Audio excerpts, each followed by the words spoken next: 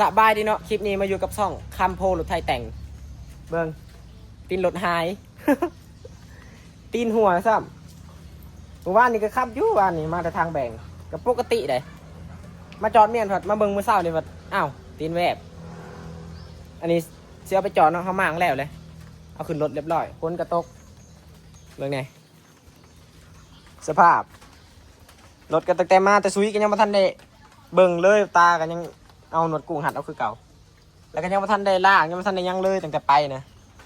มาแล้วก็เขาหงเฮียนเขายังอู้บ่ไหวอันนี้ก็แวบเดียวก็จะคำเลยมื้อเช้านี้เขาเอาม็อกรถไปอันนั้นเนาะไปแก่หมูเขาเอาคันเอาไปคันของเขาขับบ่เป็นขับเป็นก็ขับยากยามฝนมันอยากคาดินมันน้ำเป็นน้ำขี้ต้มนิดนึงแล้วมันคาแล้วนะถ้าเจ้าของรถขับแหละบอกค่าเพราะว่าเจ้าของรถมันแห้งกว่ารถ ประมาณนี้รถไปบ่ได้ถ้าคนไปได้นะมันกระแจ๋วถ้ารถไปส่วนไหนวะรถไปบ่ได้แต่คนไปได้แหละก็โอเคนะมันขึ้นอยู่กับคนขับประมาณนี้บางต้มก็ตั้งแต่มาแต่ซุยนั่นแหละ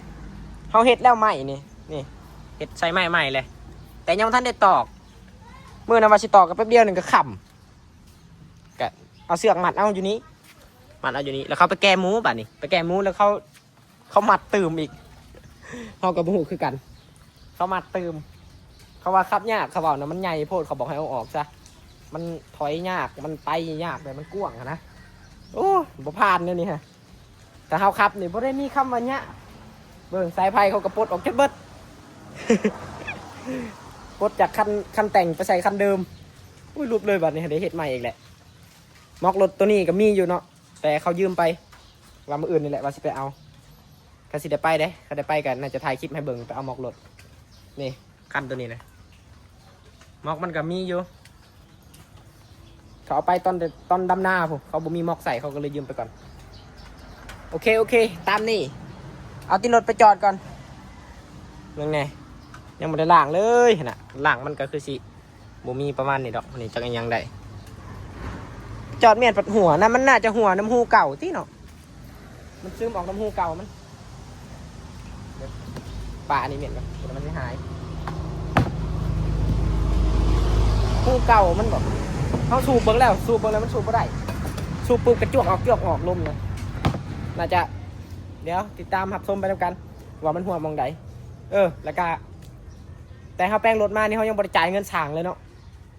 เดี๋ยวถาเบิ่งไปทำกันว่าเขาเสียไปเท่าไหร่ขาเขาแป้งรถเห็ดสีเปลี่ยนยังแหละจะพวกแบบสิ้นช่วงยังมันนะเขาเปลี่ยนใหม่เบิดนี่ตีนรถบ่ไว้เนี่ยนี่แวบแล้วสิเอารถไถไปกับมันซาพดเอาคันนี้ไปซะตอนแรกว่าสิสูบแล้วก็ว่าสิเอารถไถไปสูบเด้งหนึ่งแล้วก็ขับไปหอดหันน่าจะหอดอยู่มันนี่สูบเข้าไปพัดลมออกเบิด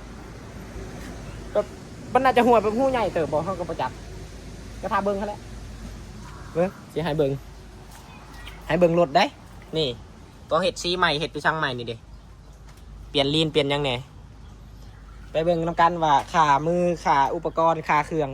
มันสีแพงสำใดมันสีถึกหรือมันสีเขาสีเบิดไล่สำใดเขาเห็ดใหม่นะหักลีนนะครับเปลี่ยนใหม่230,000เขาจ่ายแล้วลีนเหลือแต่พวกแบบสิ้นช่วงกับขามือขาน็อตมันยกมาแยกไปทั้งนั่นแหละให้เราไล่ร่วมเข้ากันไปก่อนเบิ่งน้ำกันว่าเขาสิจ่ายจะพันจากอย่างกับติดตามไปน้ำกันนะครับคนไทยซะด้วยเห็ดใหม่เห็ดกระคักเนาะเตรียมไปบุญไปยังอีกได้นี่บางต้มกับบ่ยากนะบางต้มนั่นเหลือแต่ตอกเหลือแต่ปูเฉยๆกันแล้วเลยตอนแรกที่เขาเห็ดนะกับแน่นอยู่วันนี้เขาไปมั่งปึ๊บแล้วก็คิดสูตรเลยบางต้มนะโอ้พาแต่ว่าขึ้นรถกันขับไปเลยเอาไปตรงสอบมีรถใหญ่ครับเป็นสบาย เขาบ่ให้ไปเขาขับเป็นเขาไปโอเคพาไปเจอกันอยู่ห้านะครับไปก่อนขับรถถ่ายคลิปยากเลยบ่ถ่ายดอกขาลงรถอยู่ห้านจังถ่ายโอเคเบิ่งโอเคหอดห้านไปทีเรียบร้อยถอดกระแจก่อนเรียบร้อยไปลงไปหาสางมาอยู่กับสางสุดหล่อคือเก่าเห็นกล้องแล้วลุดเลยเพิ่นน่ะเป็นไงหอดห้านแล้ว แต่รถไทยบ่มีรถไทยบ่มารุ่นนี้เป็นไงหูบ่บ่ฮู้คือกันตีนหัวตีนหัวเด็กเลยบ่มาเดี๋ยวจอดแล้วกันเมื่อใส่รถแล้วก็มาแซด โอเคไปจอดตีรถกันเลยเอาลงก่อนบาทหนึ่งนี่ขอนหาดเปิดเพลงอีกได้เพลงติดลิขสิทธิ์เฮาอีกได้จะหน่อยถ้าเบิ้งเฮาก็ได้ทำการเอาลงมาเป็นทีเรียบร้อยเนาะเบิ้งนี่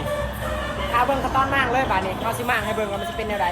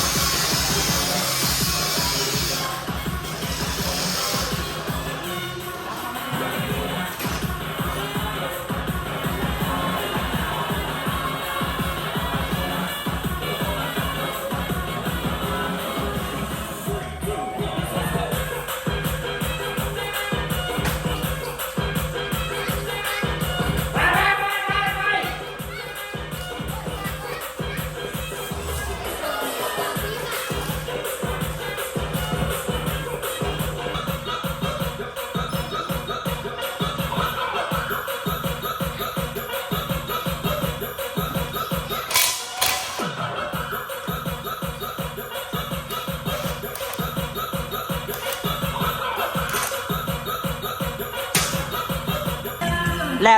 ล้วเอามากแล้วทีเรียบร้อยถ้าเบิ้งว่ามันหัวบอลใดมันหัวบอลเก่าหรือว่าหัวบอลใหม่หรือว่าสิได้ซื้อใส่ใหม่ถ้าเบิ้งไปทำกันโอเคมากก่อนมากแล้วเนาะเดี๋ยวจะได้เอาให้เบิ้งสร้างกำลังเห็ดยังกับประจักษ์ขายได้นี่เห็ดขายได้เห็ดขายอีกได้เราสิเกี่ยวเข่าฮะติดต่อมาเลยเรียบร้อยเนาะขายไปทีเรียบร้อยใครสนใจซื้อโอเคเรียบร้อยบัดนี้มากออกมา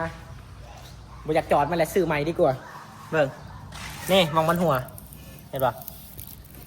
จอดช่องบอลแล้วเหมือนนะกะต้องจอดซื้อใหม่เลยมันอาจจะดีกว่านี้จะได้มันสิหัวอีกตอนทำไปบุญมันยากนะซื้อไหมซะคนมีเงินเนาะเอาไปซื้อนี่ไปกับรถก็คือมาใหญ่แท้ๆใหญ่ก็ไปไปซื้อก่อนเสียเงินอีกแล้วเรียบร้อยแล้วนี่ซื้อย่างใหม่ต้องใส่ตัวเก่าใส่แล้วก็มันสิหัวอีกซื้อตัวใหม่ไปเลยนี่160,000 กีบไปซื้อยางรถมาเบิ้งสิจ่ายเงินสั่งมานี่ค่ารถค่าที่เขาเห็นไปเขาสิเบิดจักพันค่าทามสั่งก่อนนี่เป็นไงเบิดเลยบาทนี้ให้ก็เบิดตัวเก่าจ่ายปุ๊บก็เบิดปรับเขาได้สั่งขาแป้งรถโอ้ยลายละแล้วโหลายละเนาะทีมดักกระสอบไปเอาเงินกัน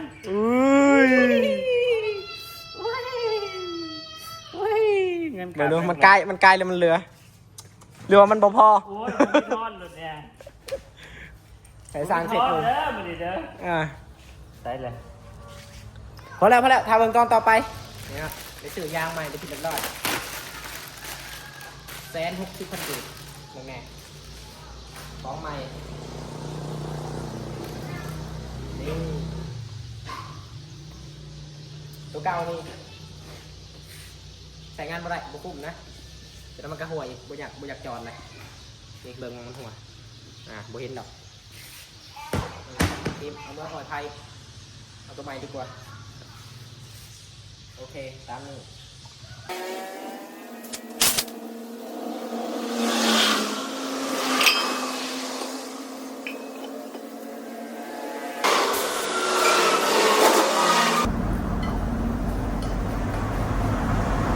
โอเคเนาะบ้านนี้แล้วไม่ทีเรียบร้อยเบิ่งแน่ใส่ยางใส่ใหม่เลยใส่ในก็ได้ตัวเก่าก็หัวน้อยหนึ่งนะนี่นะนี่จอดเอาก็คือสิได้ยุแต่พวกคักเปลี่ยนใหม่เลยก็แล้วนักแต่นี่เด้หัวบานใหม่นะจ๊ะโอเคเอาขึ้นรถกันเด้อบ้านนี้เด้อน่าจะเมื่อใส่คำเลยใส่เวลาไปหลายเติบเลย คำลุยเมื่อก่อนเอาสิหยางเวียนให้ไปจังวะนะไปเบิ่งทุกอย่างกันเนาะนี่ทุกอย่างใหม่ทำทีมไปสร้างก่อนเดี๋ยวเอาย่างขึ้นรถก่อนตอนเอาขึ้นรถน่าจะบริถ่ายได้เอาขึ้นแล้วเราก็เจอกันอยู่เพื่อนโอเคเจอกันอยู่เพื่อนเลยเด้อมาหันใส่ก่อนบาท2 บาทก็หันแล้วเลย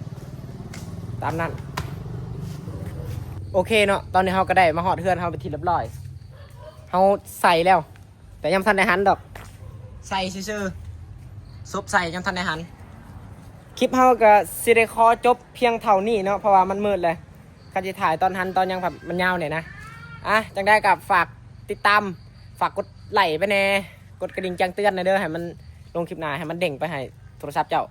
ประมาณนี้คลิปนี้ก็สิขอจบเพียงเท่านี้แหละโอเคบ๊ายบายคลิปหน้าเจอกันใหม่